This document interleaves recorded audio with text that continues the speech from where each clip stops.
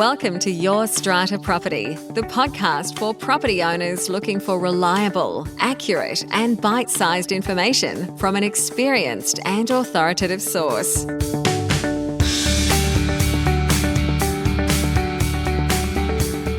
Hello and welcome. I'm Amanda Farmer and I have with me today Reena Van Aalst from Strata Central. Hi, Reena. Hi, Amanda. How are you going? I am great. We are recording this in that tricky week of the year. 2 short weeks. We're going into Easter. We will then have Anzac Day the next week. And I know you've just come screaming in, Reena, sat down and said, "Ooh."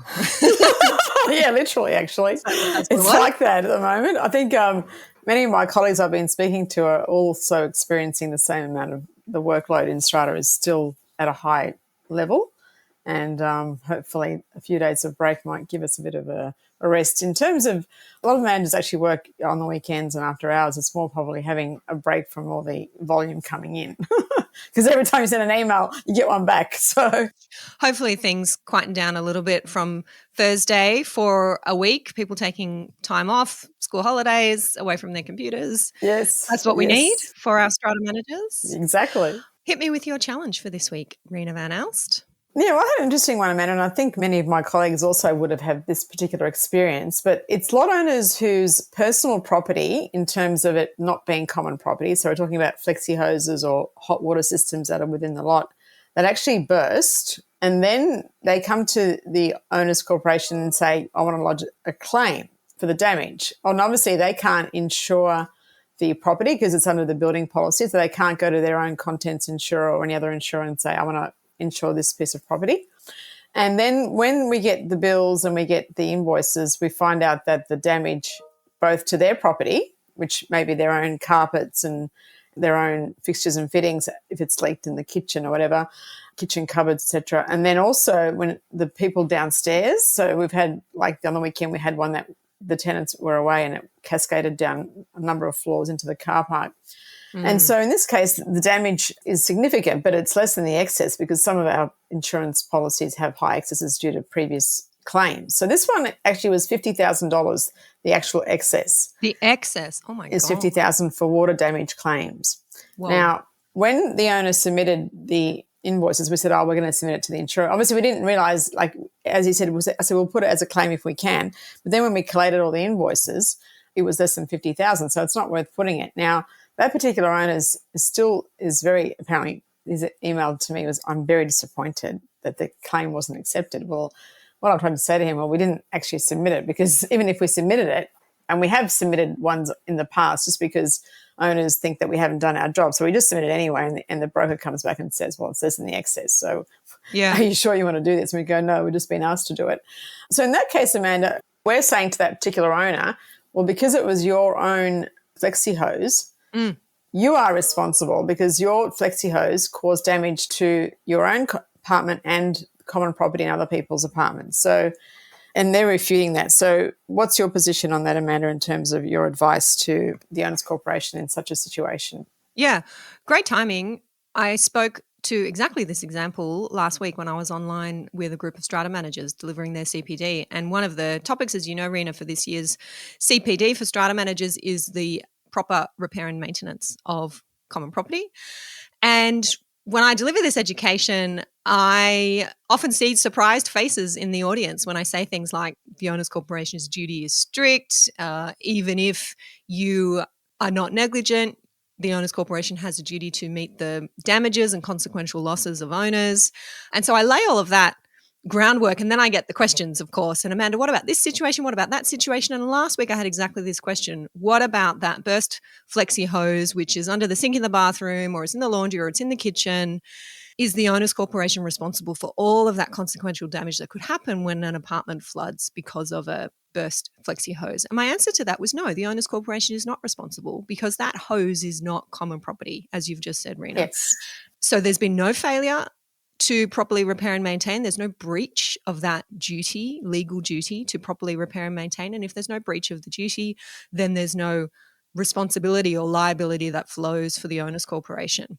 So I think you're right. Telling the owner, okay, well, if we can lodge a claim and get this covered under the building insurance policy, we'll do our best. And as you say, some policies will respond and that's great. Others won't at all, or they may say this is the excess. And then if the excess is something like $50,000, then in my view, it becomes a question for the owners corporation, is it reasonable to refuse to lodge this claim? Because if you play it out, an owners corporation that refuses to lodge an insurance claim can be taken to the tribunal by a lot owner. We've talked about this before. Yes. There's a section in the Strata Schemes Management Act, and one of the considerations for the tribunal is going to be whether or not the owners corporation was acting reasonably in refusing to lodge this claim. And I think it's perfectly reasonable for an owners corporation to say, well, burst flexi hose, the damage is $5,000 worth of damage. The excess is $50,000. We, the owners corporation, would be responsible for paying that. No, we're not going to pay that. It's commercial nonsense. Exactly. Yeah. It does then, however, mean that the responsibility is the lot owners to fix all of this consequential damage, whether in their lot or in someone else's lot and the common property, because it is their fault. I mean, Exactly. it's the hard conclusion. It's their fault that this hose burst, that it wasn't looked after, that it was left to get old and fray, and it should have been replaced. It should have been checked. For that reason, some buildings have bylaws that deal specifically with flexi hoses, make it very clear to lot owners that you are responsible for your hoses, you must attend to them.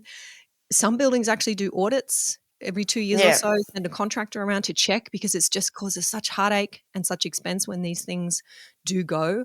So the owners corporation does take on that responsibility to go around and check and say, look, this needs to be dealt with, lot owner, you need to do it. And then there are bylaws for insurance excesses, where an owners corporation might have a bylaw that says, we'll lodge the claim for you, but if it's your fault and if you are covered and there is an excess, then lot owner, you are responsible for that excess. So when the excess is $50,000, the lot owner is thinking really hard about, do I really want the owners corporation to lodge this claim? So you do end up in that kind of unfortunate situation where, the lot owner can be left holding the account or responsible for the account, the bill at the end of the day in that situation. But please, what I want to be clear about is that is because this wasn't a failure of the common property. This was a failure of the property. Of course, if it's a failure of the common property. No, that's a different situation. It's a different situation. If the insurance excess is $50,000, the owners corporation doesn't want to claim on insurance, fine. Yes. But then the owners corporation must pay for the fix and all the consequential damage. That's a different story. That's right, Amanda. That's what we tried to tell him. But unfortunately, I think there's a lot of misunderstanding in terms of people not realising what is common property, what's lot property, and perhaps confusing that strict liability to repair and maintain that's in the Act. The win that I'm going to talk about is the Strata Futures Roundtable that I attended, and the CEO of CHU, Kimberly Johnson, gave a presentation about insurance, and the two things that she said that contributed to increasing costs and claims was, one, the flexi hoses, which we all have discussed and know about, and the second one is obviously block gutters. So if owners corporations could do two things to minimise their risk, is to obviously arrange for those two things to be inspected. So that day I was sitting there thinking, I better email my plumber and get him to come around and have a look at all the flexi hoses in the apartments. And I think that's another thing that we've tried to encourage, Amanda, where, we say to the owners corporation and the committee, it's better to get the owners corporation's plumber to go around and do the inspection. And at least then if there's a cost that the lot owner must pay, then it'll be much cheaper than having everyone get their own plumber and then getting compliance certificates to say that it's been checked and it's either working, doesn't need to be replaced, or it needs to be replaced. So yeah, great tips there. It's flexi hoses and block gutters. There you go. Very simple things to manage in theory. Yeah, exactly. Well, thanks for sharing that one, Reena. Good timing. My challenge for this week is about Strata committees, and specifically Strata committee members. Can they approve repair work that impacts or will benefit their own lot? This has been coming up a fair bit in our member forum. I actually posted a question on our Facebook page earlier this week, putting it out there because, I'm of a couple different minds about this, and I know there's a few different views. I asked the question, committee members, what do you do when considering a motion to approve repair work at your own lot?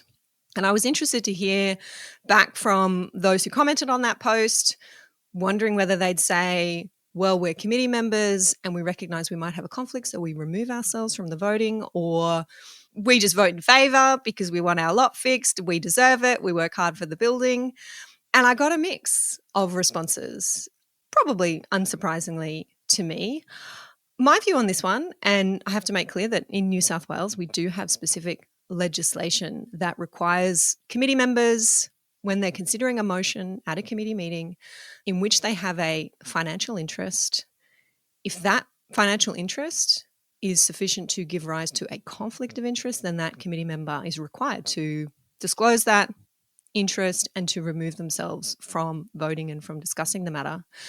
So the question around, okay, there's a leak at my lot, I'm a committee member, plumber has issued a quote for that leak to be repaired. It's a very black and white situation. The owners corporation is legally required to do that plumbing repair. Do I vote on that at a committee meeting or not?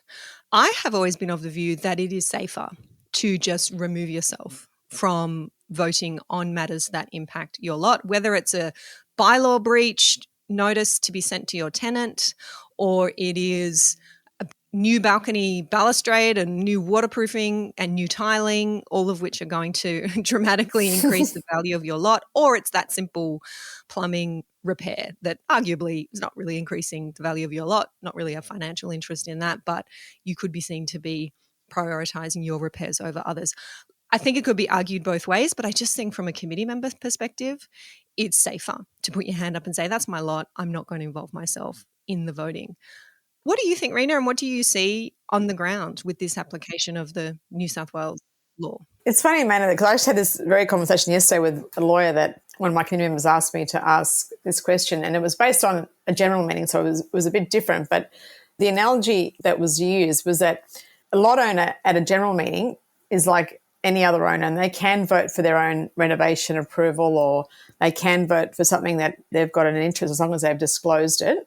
However, when you're elected to a strata committee, you're like a board of directors for a company. So your fiduciary duty is different in terms of the fact that you're there to represent all owners. And in the case that you've just mentioned, that it is appropriate for that person to remove themselves, and actually now the legislation is a bit tougher, and leave the room, or if it's Zoom, be put into the waiting room while that discussion is taking place. So I think if you think about your function as an owner versus your function as a strata committee member, they're quite different, even though we know in strata that a lot of people get onto the committee for their own benefit, for their own lot to be fixed, for their own agendas.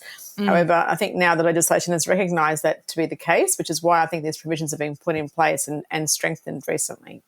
Yeah, look, I just think that's the safest bet. Why try to argue yourself out of it, or into it, argue yourself into it? Because, some people in response to this question that I posted on the Facebook page are saying, well, Section 106, Strata Schemes Management Act, is the legal duty of the owners corporation to repair. There's no discretion about that. It's not as if you could say anything different, it has to be done. But what happens in reality is that not everyone is on the committee, not everyone is sitting in on the meeting, not everyone's privy to the discussion. They see the minutes and they see that, oh, look at these 3 committee members and all of their lots are getting this repair, or all of their lots are getting these new balconies, or all of their lots. That's what happens. People don't think logically about this. It is a bit of a grey area, and I just think taking the safe route is the better way to go, even if, you could have 2 lawyers arguing it either way. I also think, Amanda, that depends also on the extent of the repair, because sometimes you get 3 quotes, whatever, and they're not apples for apples. And if the more expensive quote is being approved, then that could also be seen as, it's only because you're on the committee that the owners corporation is approving a more expensive quote, which may be the case. And it may be that the fact that perhaps that contractor, even if all the quotes were like for like, that quality work is better, that they've had experiences with them, they clean before they, when they leave. I mean, in terms of looking at things just on face value, looking at 3 quotes that are, even if they were the same, doesn't mean that the quality of the work and, how they approach the whole repair in terms of cleaning, access, et cetera, putting out notices, perhaps letting people know there's work happening. So I think sometimes those things also come into consideration, which someone looking from the outside may not even know about. As you said, they're not at the meetings, they don't hear the discussion, they're not across who the best plumber is for that particular type of work, as an example. Yeah. I can see where this could cause problems where you've got a very small committee And because that person can't vote on the motion, you may lose your quorum. You may have a one-person committee. I was talking to a member in our community the other week, and she said, well, I'm the only one on the committee, so what do I do? And I've said, well, then it's got to go to a general meeting. You can't decide to, approve your own lost rent claim, which is what the question was. That's a real no-no.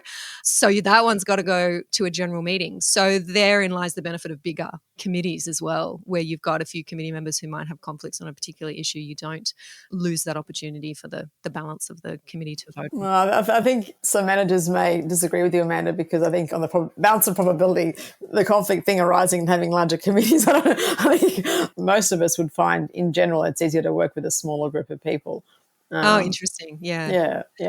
I've been meaning to ask you actually, and because I was teaching this the other week, the new law around community association committees, up to 15 members now on a community association committee. Have you got any of those? Did you notice any people jumping in and boosting the numbers on those committees? No, we haven't had anything like that happen, Amanda. So, yeah, we're just waiting for it. But I think I'm not sure what my other managers think, but, I mean, it's hard enough to deal with in terms of – see, I think if everyone's aligned and people are on the committee for the right reasons, then having a larger committee is not a problem. But when you have different agendas, different skill sets, different intellect, different backgrounds, and again, this is why I keep saying that Strata is a flawed concept. It's one of those things where, like, if you're on a board of directors, usually it depends obviously on what the company is about. If it could be just a club thing, or it could be more of a professional thing. But normally, people don't have such a vested interest, whereas when property and money is involved, sometimes the same person can have a view if they're not, financially involved or interested, versus in another scenario, the same person can have totally different behaviours and views. So, but I think it's one of those things where, the intention is good and the reasoning is sound, but the practical application and working of that scenario, I think it's yet to be seen. Yeah. All right. Share with us your win for this week, Reena. Yeah, so on the 14th of March, Kate McHugh and John Minns convened a Strata Futures Roundtable that was attended by many stakeholders in the industry. We had academics, we had insurers, we had suppliers, we had researchers, we had Strata managers, we had lot owners. It's interesting, I actually had a lot owner on our table from a development that I used to manage many years ago. So it was quite interesting to see how the place had emerged. And it's funny, one of the questions that we were talking about was AI and things like that, and the future of Strata and how we can make it, easier for us to manage in terms of all the background and administration. And he asked me the question, he said, if it normally would have taken you 15 minutes to respond to an email, and now it only takes you 5, you're going to charge us 15 or you're going to charge us 5. And I thought, it's funny how people are thinking about this before it's even happened. But anyway, so the event was we had debates, we had different speakers. It was basically trying to look at pathways for evidence-based strata management. At the moment, there's no data to basically give us any idea apart from the statistics from Land Registry Services in terms of how many lots there are in New South Wales and how many strata schemes and how many strata managers. But apart from that, there's no other evidence.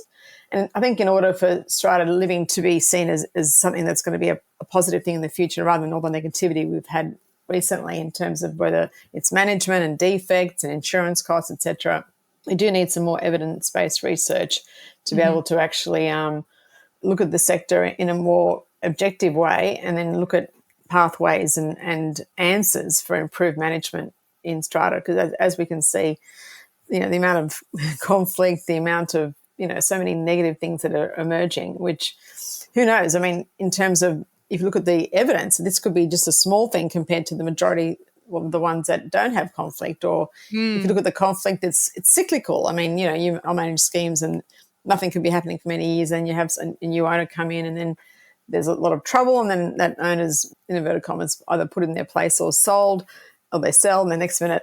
So it's hard to know, because you can only look at your subjective experience, which is not necessarily, like, it's perhaps indicative of your demographic, or could be indicative of the lots of the strata scheme size that you're managing, but it may not be a broad thing where you can actually make definitive answers and look at future decision making and looking at legislation changes that would perhaps correct some of these issues that schemes are experiencing. So was that the outcome of the roundtable? John and Kate going to be doing or be investing in some Yeah, research? they're going to be compiling all the research that they've done both at this workshop and with other people, and trying to then bring out a paper on that. So Okay, interesting. yeah, Something to watch. Yeah, I did yeah. receive an invitation from John to attend that event, and unfortunately, I couldn't make it on that day. So, has been a little bit of chatter around about what went on and how much people enjoyed it, Yeah. and the good work that is being done there. We just have so many advocates for making Strata better, and I think we should be grateful for that. We should remember that when we're in these dark days. That, yes, I think are cyclical, and things sometimes get worse before they can get better. But there are so many good, smart people out there who are rooting for Strata to be improved, to be a good choice for people. It's going to be the only choice, so we're going to have to work it out. Exactly. Thank you for sharing that, Reena. My win for this week, this comes from a building that I am personally involved in. I do sit on the committee, and I've mentioned, some of you may pick up, I've mentioned this building a couple of times. It's a building where there has been some significant remedial work done over the last few years. Waterproofing is the main problem, or has been the main concern in this building. That work now, thankfully, coming to an end.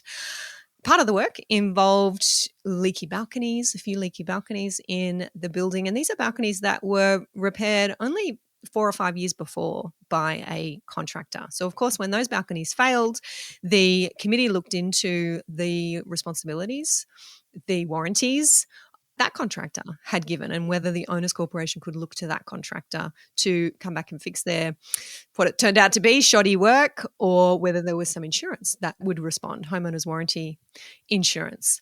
And turned out that builder had become insolvent, no longer around. Their insurer was stepping in, and the owners corporation made a claim against that insurance. That was all playing out while other waterproofing work was happening around the building. Took a little while for the insurer to process that claim, but ultimately they came back and denied the claim. Denied the claim on the basis that this wasn't a problem, they said, with the contractor's work. They did the work properly. The problem was with the design that the engineer, years ago, this is all pre-DBPA in New South Wales, the design that the engineer, the owners corporation's engineer, had put together for the waterproofing was somehow, I never had a close look at the details, but somehow was defective. And on that basis, the insurer said, we're not responsible for the engineer's work. If you have a problem, go and sue the engineer. Owners corporation, thankfully, didn't accept that, got some legal advice, decided to appeal the insurer's decision. And the happy result is, just within the last couple of weeks, a settlement between the owners corporation and the insurer. Insurer has agreed to pay over $700,000 to the owners corporation. Wow, that's a great outcome, Amanda. So can I just ask you, what was the value of the work that had been done at the time, so back pre-2020? Yeah, I couldn't tell you. I wasn't involved in the building pre-2020. I imagine it was much less. The actual cost to the owners corporation at that time was much less. It was certainly done as part of a larger scope of work. I think all the companies in the building were done, and only 4 of them had failed. So I don't know whether, if you could break out those 4 balconies, how much it was, tens of thousands of dollars each balcony. But what the insurer needed to look at this go around was, how much is it going to cost to fix the problem? And the evidence, the expert evidence that the owners corporation had, because by this time, when you appeal an insurer's decision, you're in the tribunal. So by this time, legal proceedings had been commenced, and there's deadlines for this. So really important to get legal advice if you're thinking about appealing an insurer's decision. But the evidence of the owners corporation came from their contractor saying, we now have to fix this. This is how much it's going to cost to fix these 3 or 4 balconies, I think it was. And this is the amount we want. And the insurer initially pushed back on that. And ultimately, before things got more serious in the tribunal, this settlement was reached, which has been a really great result for the owners corporation. But I brought it here today because I just want to put it out there. Sometimes it's worth not taking no for an answer, especially where insurers are involved. It's not often that I would be one to advocate for litigation, and I am personally quite risk averse when it comes to litigation. I don't like sending my clients, and I don't like sending my communities that I'm involved in into litigation. certainly if I'm involved in a community as an owner or connected to an owner or sitting on a committee, I'm not giving legal advice. I'm referring the owners corporation on to get independent legal advice. But you never know how these things are going to turn out. This is a building that thought it wasn't going to get anything and was left paying the bill for what turned out to be a multi-million-dollar waterproofing works project. And now over 2/3 of that is paid for with this insurance settlement, because there were a few owners together with their lawyer who were willing to dig in, join a legal subcommittee, push this through, spend some hours concentrating on the case in order to get that result for their fellow owners. And it's important that I say I was involved in helping to kick off this insurance claim, but I wasn't part of the legal subcommittee that went on to achieve that result. So I'm not patting myself on the back here, but definitely being grateful to those owners who were part of that and have achieved that settlement.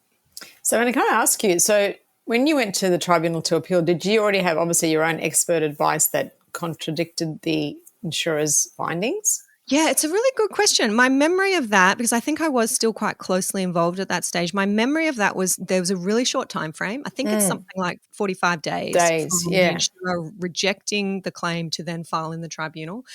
And what we did do at that stage was get quick advice from a lawyer, Strata lawyer, and she said, look, it's worth lodge it to preserve your right, get that date for the directions hearing, and between now and then, we need to make sure we're getting the evidence that we need to back this up. And if the evidence doesn't back us, then we can pull out early before there's too many costs involved. But a decision was made that the best step to take in that situation was to preserve that right to appeal and not lose those 45 days. Yeah. And I think also, from memory, I think, is it 6 years that you have a mandate to lodge the claim for the Home Building Compensation Fund insurance? There is a limit. I can't remember what it was now. I think it's either 6 years, or 7 years. Oh, yes, 6 years. So we were under that, 6-year policy, and that was nearly up. That I was closely involved in that, actually. I put the claim forms together, and it's really not work that I do in my legal practice anymore. I don't act for owners corporations. So I was looking very closely at the law on that and looking at filling in all the forms and going back and forth with our strata manager, because the insurer was asking lots and lots of